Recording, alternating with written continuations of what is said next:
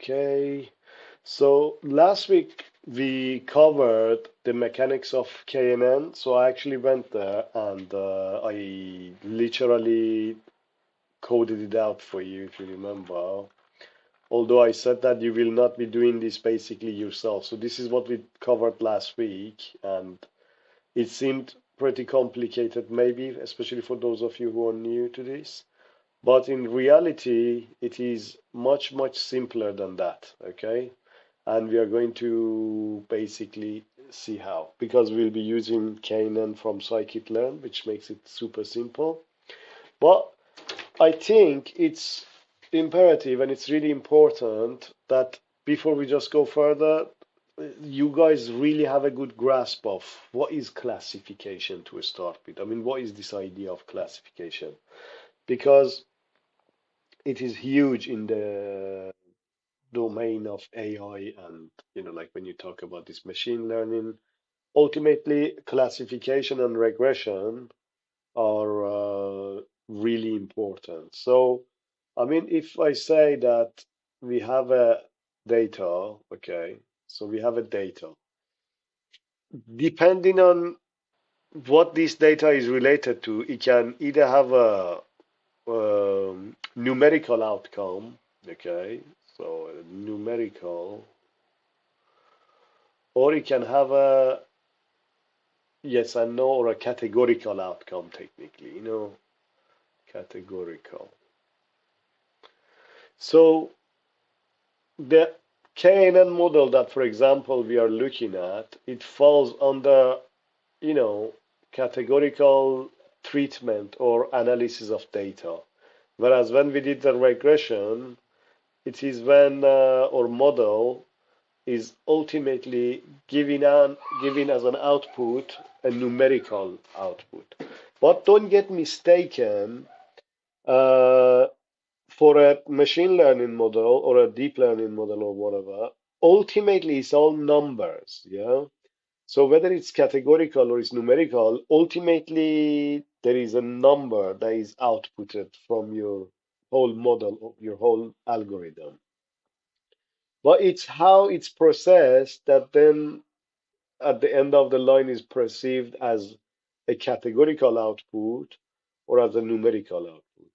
Now, models like KNN, for their simplicity, they have a lot of use, of course, yeah. And it's important that gradually, when you start using these models, when I show them in the lecture to you, so I go through the simplest route so that you get the idea. But then you need to gradually sort of go into it, play with it, expand on it, understand it more.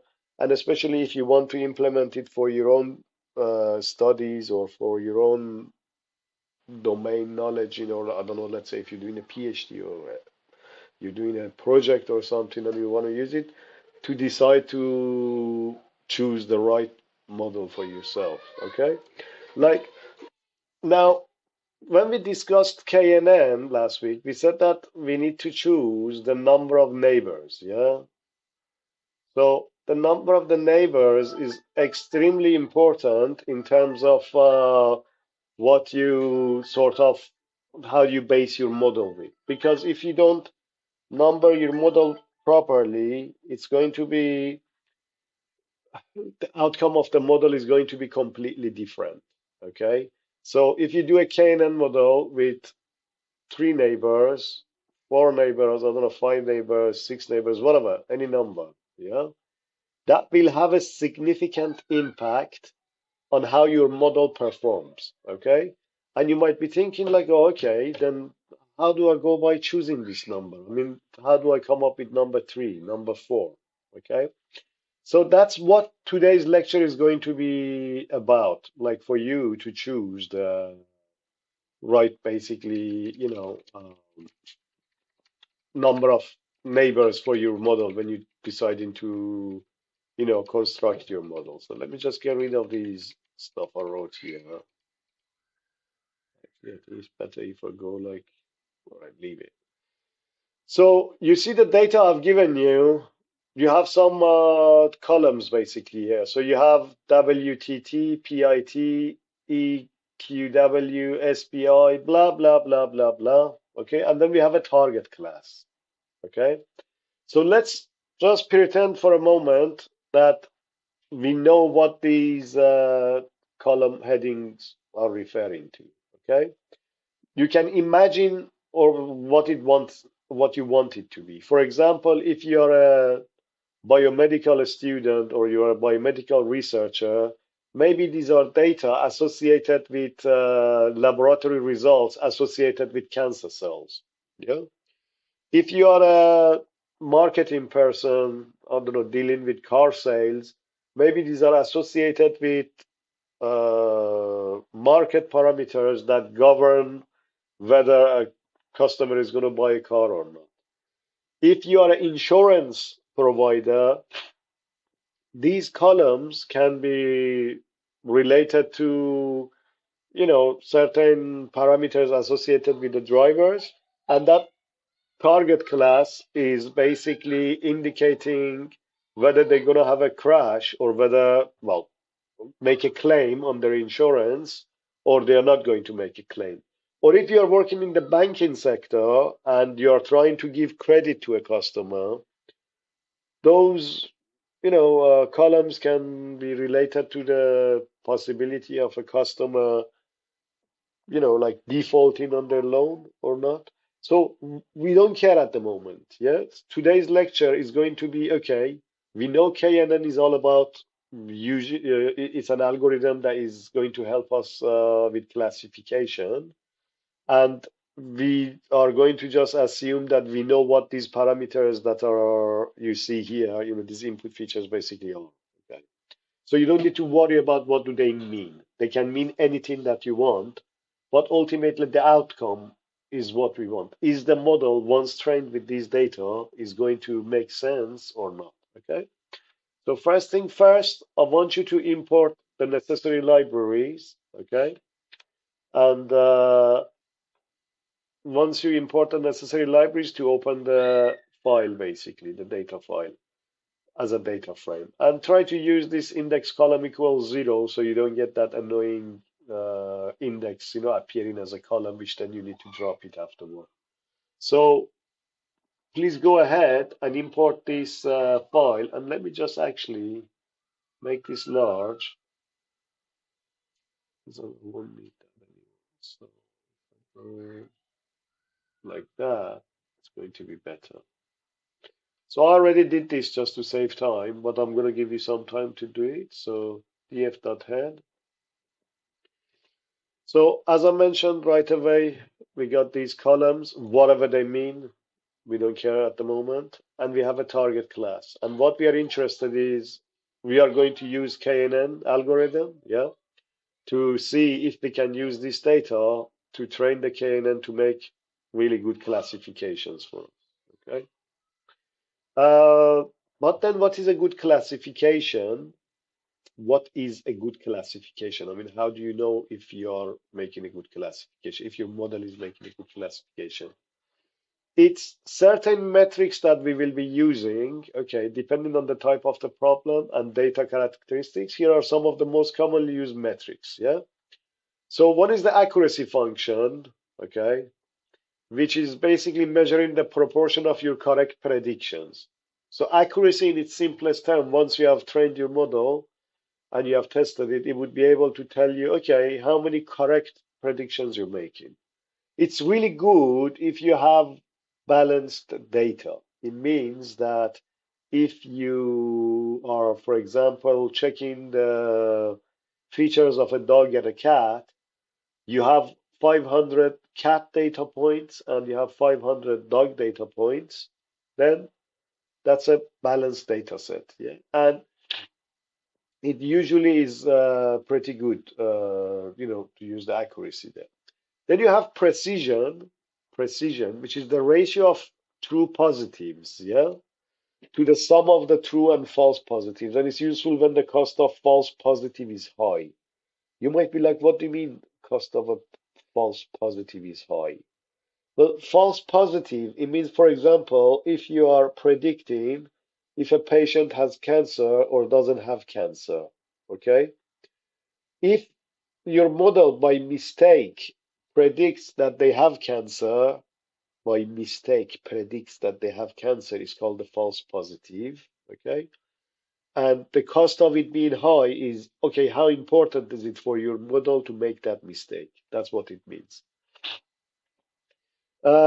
Recall is the ratio of true positives to the sum of the true positives and false negatives, and is useful when the cost of false negative is high.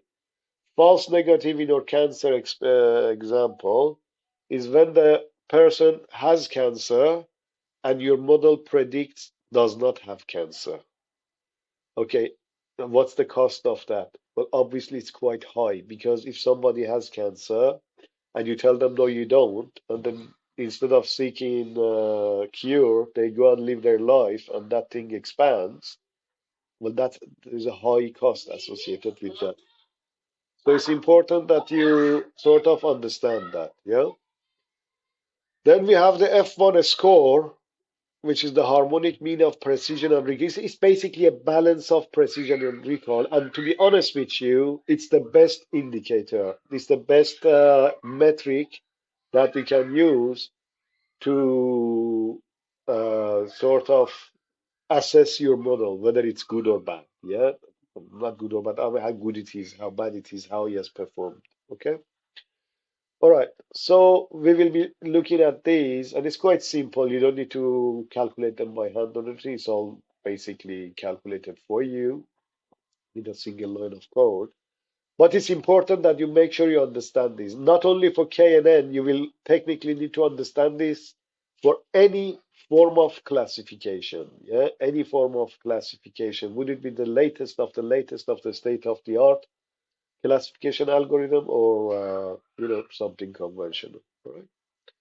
Okay, so let's start coding this out and see what we want to do. So first thing first, we have our data, and we can see that these data are raw data. Okay, somebody captured them and they have given it to us, all right? And we need to work with it, for example.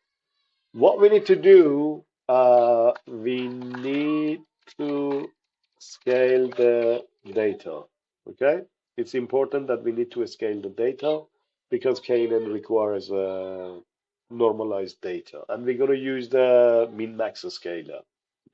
So I'm going to say from sklearn from the pre-processing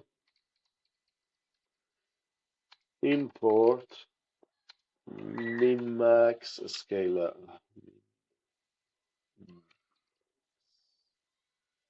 Max scaler, isn't it?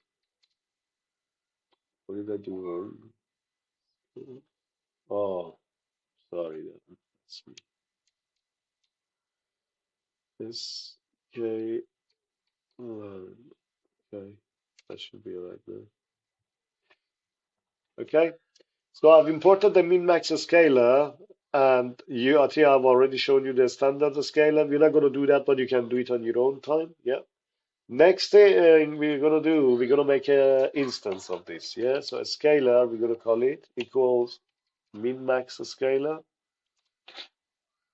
So I just made an instance of my min-max scalar class. Okay, I'm gonna just call it a scalar. There we go. Um, Here is what I'd like you guys to decide to do basically after this. Yeah. One way is to directly capture your data from your data frame, or the other is the method of extracting numpy arrays. Yeah. So I'd like you to practice this yourself based on previous lectures. Yeah. Use the indexing and dot values to get the NP arrays, sorry, NP arrays from the data frame. You should be able to do that yourself, okay? I hope you know how to do it because I think I've done it before. But here, I'm going to just do a simpler way, which is just using the data directly from the data frame. So it's just a flavor of, for you to see how else it is done. Okay. So I'm going to say my scaled data frame, df, let's call it a scale, df equals, and I'm going to say my scalar dot fit, and I'm going to use the fit transform. Okay. So I'm going to directly fit the data to my whole data set, basically, yeah. And I'm going to say fit, and then what do I need to do? So if you take a notice, if you pay attention here, I have first column, second column, third column, fourth column, and so on. I don't want this, do I? Okay, because this is going to be my y, basically. So shall I keep this basically here? Okay, I just pick out this chunk of the data frame and I scale it. All right. So let me go and say fit transform. Okay, and I'm going to say my df, my data frame dot drop. Okay, and I'm going to say what's the column's name? Let me just get this.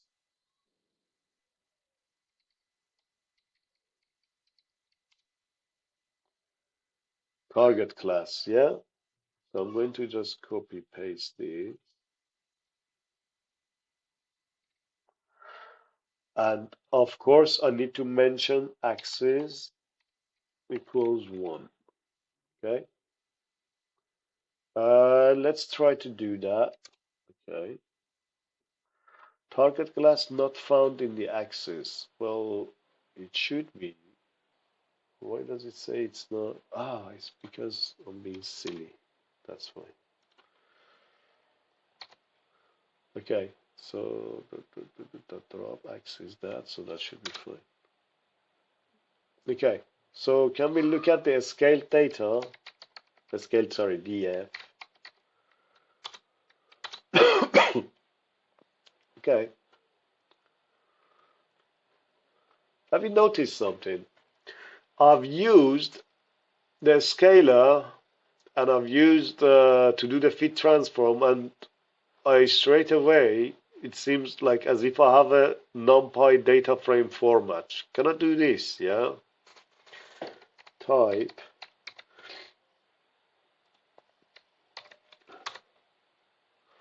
Yeah.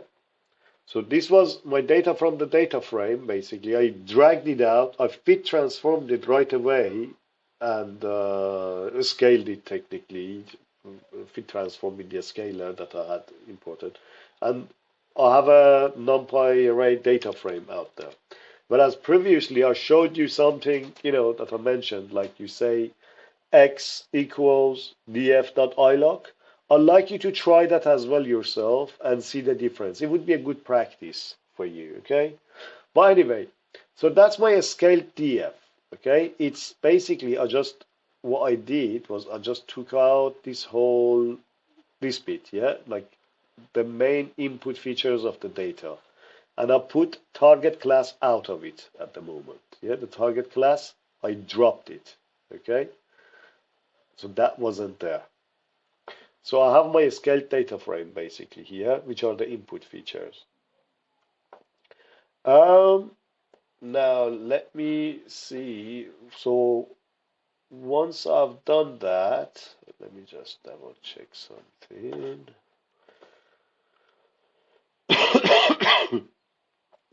Okay. I can also see the difference, yeah? So if I come and say, so that's a NumPy array. If I say df scaled, okay, my data frame scaled is pandas dot data frame, pandas dot data frame, and and pandas data frame, and I'll set a scale df,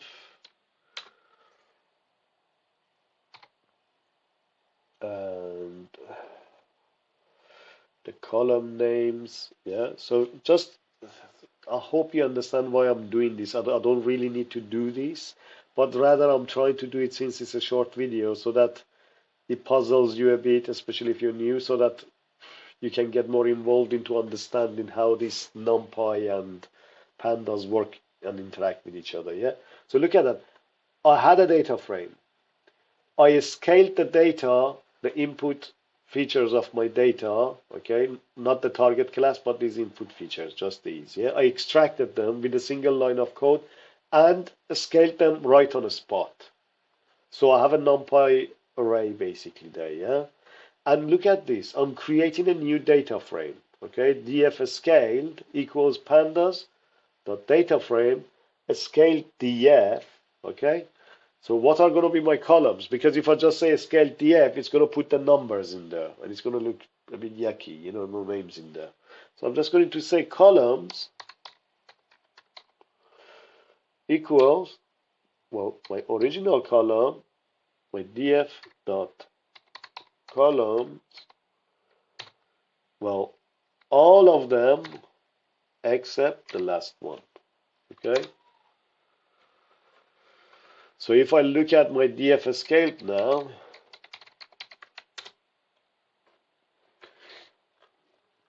it's the same data frame. It's just the last one is out. Yeah. As I'm saying, this is not how I've done it before, and you can do it in multiple different ways. But this was just to show you, you know, it can be done through this way as well. Okay. So now that's all my input features, but it's in the form of a data frame. Yeah. So what if I go and let me just say, what is my voice? So where can I go and extract my voice from? But they already exist in the original one, isn't it? So if I go and say to you now, my df, what was it, target class? Was it capital or target class? Oh yeah, let me just copy paste it so I don't make a mistake.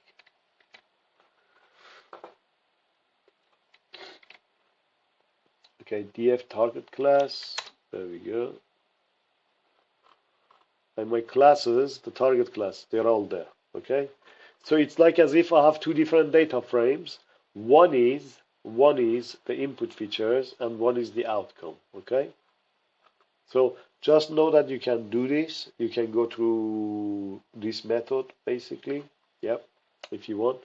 But usually the x equals, x equals df dot iloc, like indexing dot values, which I've shown you before. That is more straightforward. But you need to sort of learn playing about with your data frames like this as well. Sometimes you may need it. Yeah. Okay, so we have separated these two. Yeah. Now, what do we need to do? Well, we want to train our model. Okay, so let's train it with training data and test it with our testing data. Okay, that means so we need to split it. Split the data to train and test. Okay, and of course, I hope most of you are like, oh, Ali, we already know this, why you directly, but cool. Yeah, so definitely super important, the train test split. You need to learn it and fully understand what it is. So sklearn, from sklearn dot model selection, yeah, import train test. Come on, give it to me so I don't type it. Yeah, train test split. We import it, yeah. And now we're going to split the data. So X train, X test, uh, and then Y train, Y test. I still see sometimes the students still go and make a mistake here. They go like X train, Y train, X test, Y test. No. X train, X test, Y train, Y test. Super important. They follow this pattern. Okay. So, what are we going to do? We're going to train to split it. Train test split. What are we going to feed into this? Let me jump on. So we're going to give, or from our data frame, which is a scaled, yeah. So df scaled or a scaled data frame, and what else are we going to do? Or target class from our original data frame, df target class. Yeah, thank you. And let's say we want to do 20% of it. So we're taking a test size of 20%. Okay. By the way, okay, so that's done.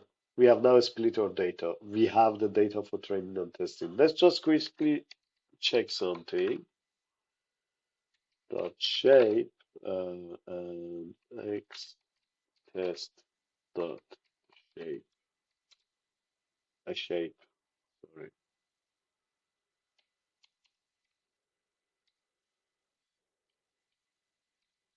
Yeah. Okay, so pretty small data set, just 1,000. You know, 1,000 rows roughly, not roughly, definitely, and about 10 input features basically with the one outcome. Okay. Okay, now that that's done, we just need to go and now build our KNN model. Okay, and unlike last week when we built a KNN by hand manually, this time it's going to be a single line of code. Yeah, so we're going to say, so let's build our KNN model. Okay. And as I said, it's going to be super simple, nothing like last week. But last week I had to show you that way of coding so you sort of have a better understanding of what this KNN was all about. And if you haven't seen it, please, I'd recommend you to see that because you better appreciate how the model operates once you see that code. Anyway, from sklearn, from sklearn dot neighbors, from sklearn dot neighbors, import KN neighbor classifier. Okay, as KNN. Okay. By the way, K nearest neighbor has a regression. It can do regression for you as well, but we don't look at it yet. We are just focusing on this classification idea. Okay. So we're gonna import it. There we go. And right away, when we have imported it, we're gonna make an instance of it. Yeah, and we're gonna call it model. Model equals KNN. Well, what does a KNN model need? What is it based off? Well, K nearest neighbors. Okay? All right. So how many neighbors? Okay, that's very important. We're going to go with two. Okay, how about that? Let's just go with two neighbors. And we're gonna say, there we go. Build our model with having two neighbors basically in mind. Again, I hope this is making sense to you. What does the number of neighbors mean? If not, you need to watch last week's lecture, okay? So that you understand what we mean by number of neighbors equals two. Okay, our model is made now. What do we need to do? Well, no, ready to train the model. Okay. Now we're going to train it with our training data. So I'm going to say model dot fit x train Y train. Okay, so the model is going to look into our training data, the X and the Y. It's going to try to learn from it. Okay, and at that point we would be saying that okay, our model is trained, yeah, and then we will be testing it to see how good he has learned with our testing data. So with a click, that's it. You have a trained KNN model now. But as a hyperparameter, as a parameter, it has number of neighbors equals to 2. All right. So let's go and see how good does it predict. So we have 200 test data points that the model hasn't seen before. Okay. And can we go and see if it has performed well or not? And we're going to say prediction or predictions equals model dot predict. We use the predict function, call it on the model dot predict, and of course we have to give x test. Okay, let's see how does our predictions look like. Prediction. Well, it's going to be loads of zeros and ones, okay, and one y test. Ah,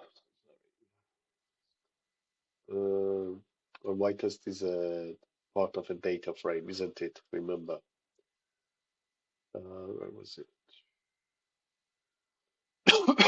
df target class, yeah. And that's why I specifically want you to run practice with that using x equals df.ilock, yeah? Because then suddenly you get this when you want to sort of see them next to each other. But it doesn't mean anything has gone wrong. So under the bonnet, everything happens the same way. It just is that I want you to become comfortable when switching between these two, yeah? For example, I want you to try to see, okay, how can I get this as a numpy array out of this? And just for it to look like that. Yeah. Those are the sort of activities I'd like you to do. Right, let me remove this for the moment. Okay. So we made our prediction, guys. All right, how good is it? I mean, is it okay? Did it perform okay? Or is it like complete rubbish? So we need to do model evaluation. And here is what I mentioned right at the beginning of the lecture. We're going to be using the metrics, yeah? So we need to use classification metrics, okay? Metrics, right? And again, scikit-learn is going to come to our assistance. So we're going to say from scikit-learn dot metrics import classification report and a confusion matrix. Confusion matrix. Okay. Let's just have a quick look at that. Yeah. What does this tell us? Classification report and confusion matrix. So first thing first, let's look at this confusion matrix. And I'm going to say confusion matrix. Okay. Confusion matrix. And I'm going to compare what? So confusion matrix is a function that is going to evaluate or analyze our predictions versus the real values. Okay. So the real values were called what? Y test. Okay. And what was the outcome of our model? The prediction. Predictions. Okay. At the moment you do that, you get this formula. So we got a number 96. It's like a little 2 by 2 matrix. 97, 4, 10, 89. Well, the confusion matrix basically tells you how good your model has performed overall, in one snapshot, as into how many correct predictions he has made and how many false predictions he has made. The diagonal elements are the true positives and the true negatives, yeah? And the others are the false positive and the false negative. So in other words, just putting it simple, uh, a supermodel, like something that is amazing, would be having maximum values here and here, and ideally would be 0 and 0 here.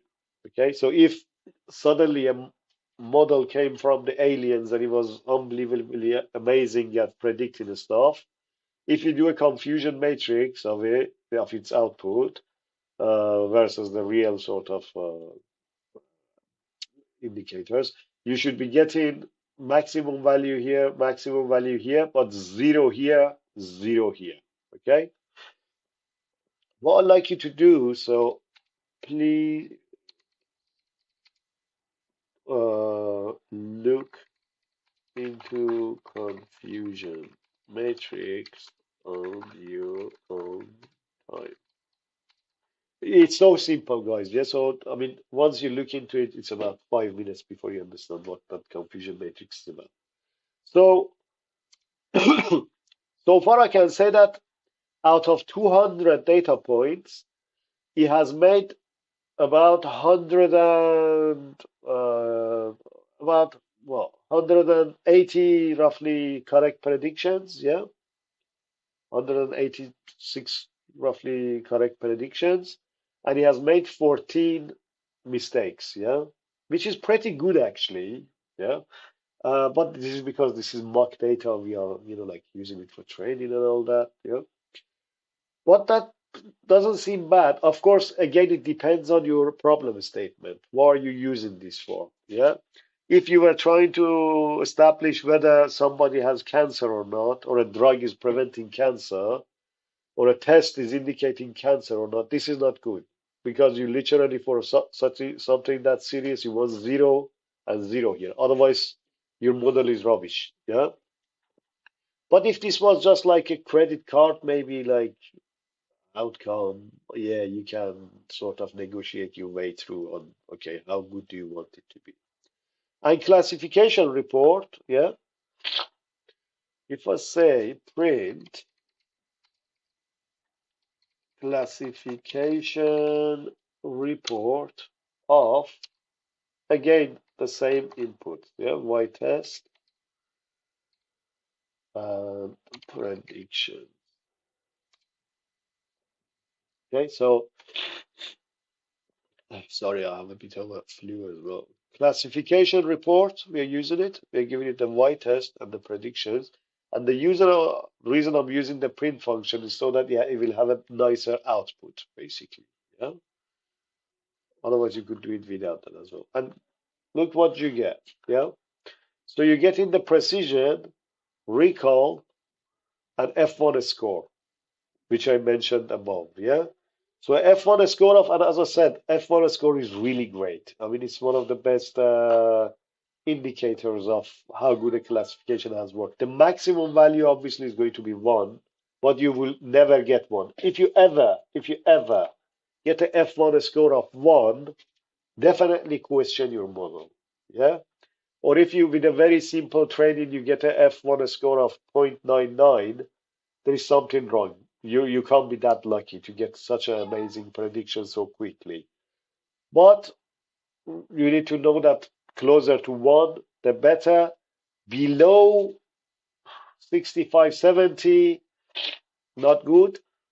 About zero point 0.5, your model is basically guessing. It's like tossing a coin. It's not really making a, significant sort of difference than you just deciding what is what. All right, so we done this, but then going back to the original question, how many neighbors are we going to choose? Okay, and that is what I'm going to close this lecture with. And how do we know? I mean, like, how do we know what when we make our model at this point, k equals 2, what, did I toss a coin to choose 2? Well, on this occasion, I did technically, I just chose 2.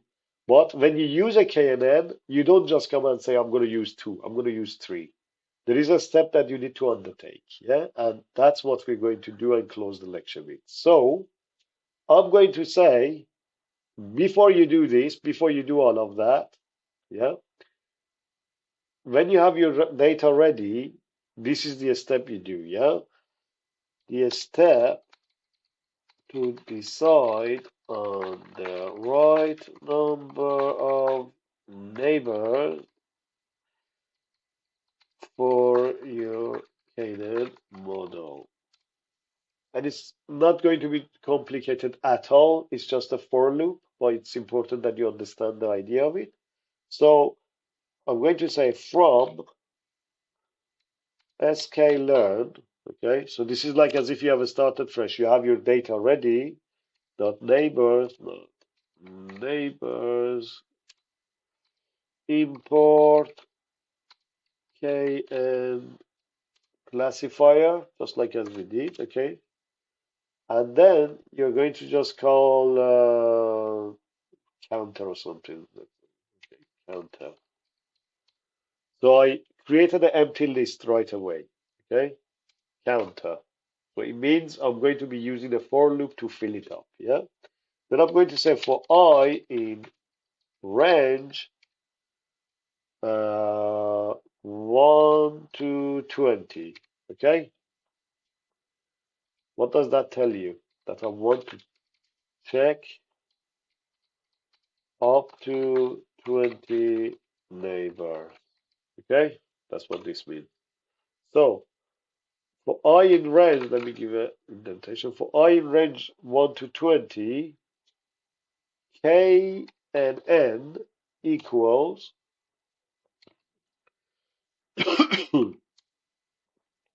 K nearest neighbor classifier and the number of neighbors equals I.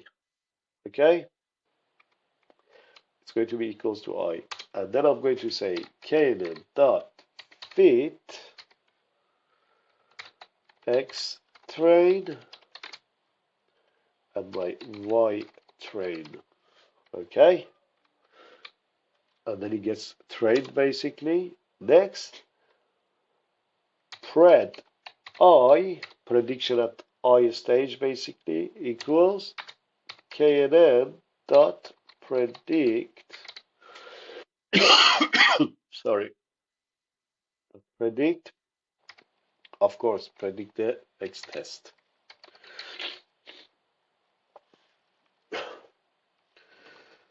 So that's my pred.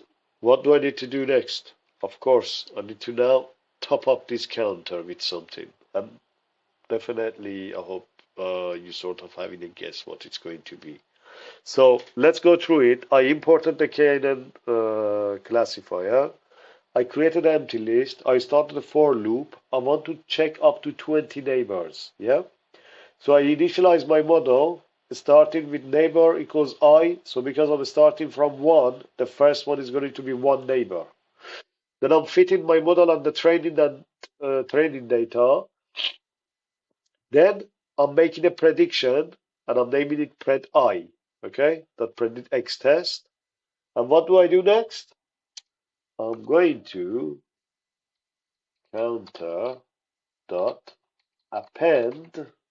I'm going to append. I'm going to put in my empty list up there, top it up with np numpy dot mean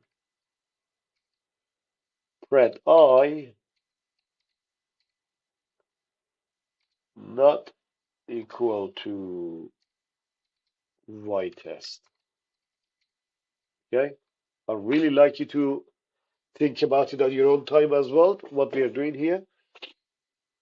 So every time, let's look at the pred I. What was pred I this? Okay, just take a look at that. Imagine if I make a prediction, yeah, so this is a prediction. I'll make a well, I've made this prediction, and imagine this is a perfect match to the real Y test. Okay? Then when you say predictions equals to Y test, what is it going to do? It's going to say is 0 here and 0 there, 1 here and 1 in the Y test. Well, it's going to be 0, isn't it? Because it's not finding any mismatch between them. Okay? And what am I doing here? After every round of training, it's like as if I'm saying, go and compare this to the y-test and find how many mismatches do you have. How many mismatches do you have? Look, the number of mismatches not equal to. Yeah, that's the not equal to sign. Yeah. But look, I'm finding the mean of them. The mean of basically those numbers not matching. But anyway, I'd like you to go and play about with this. Yeah. These are one of those codes that I really like you to practice with it. Okay. And think and meddle with it, try to understand it because it would help you also understand the Python bit. So I'm going to run it. Usually, depending on how fast your computer is, it should be quite quick. Yeah. So, okay, what is in the counter? Let's see.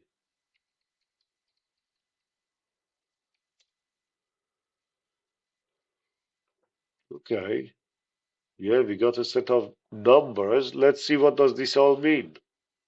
You know, when you have an array of numbers like that, looking at it does not mean anything because you won't understand nothing from it. Yeah.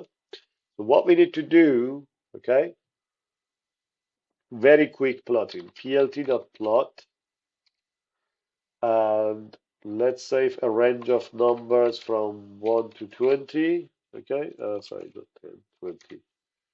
So range of numbers from 1 to 20 because we chose 20 neighbors, isn't it? And then counter, right? Let's do like really simple graph, yeah? And we get something like that, okay? Well, this is not really a good graph, is it? Okay, so let me just get rid of this as well.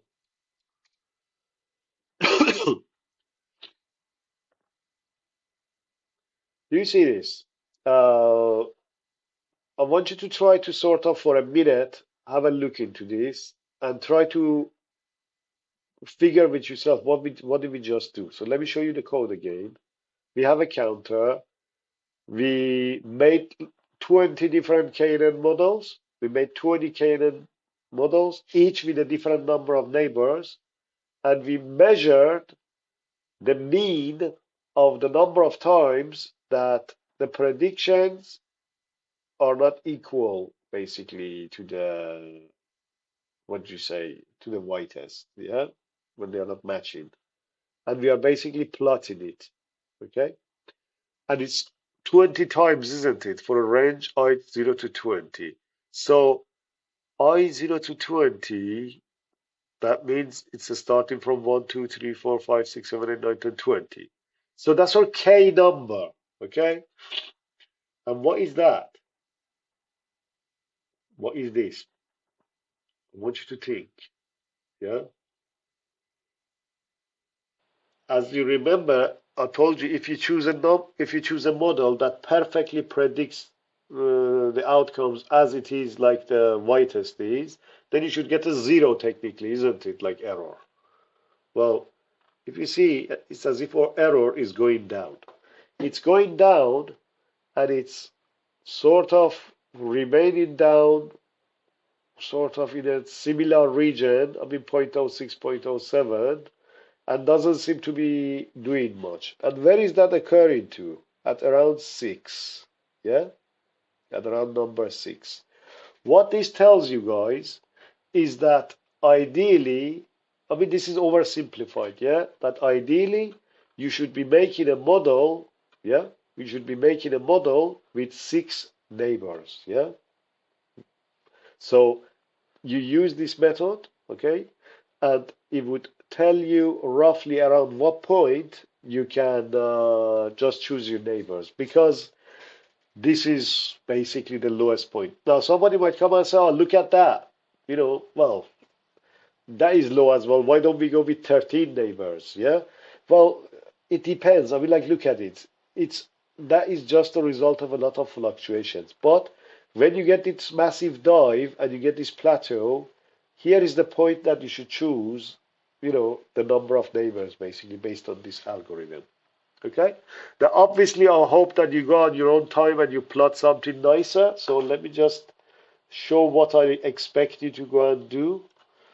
But I won't leave the code for you to see. So when I do it, I will hide it. Okay, so oops, except that I made a mistake somewhere here. Where did I make the mistake? Oh, where did I put that? Counter.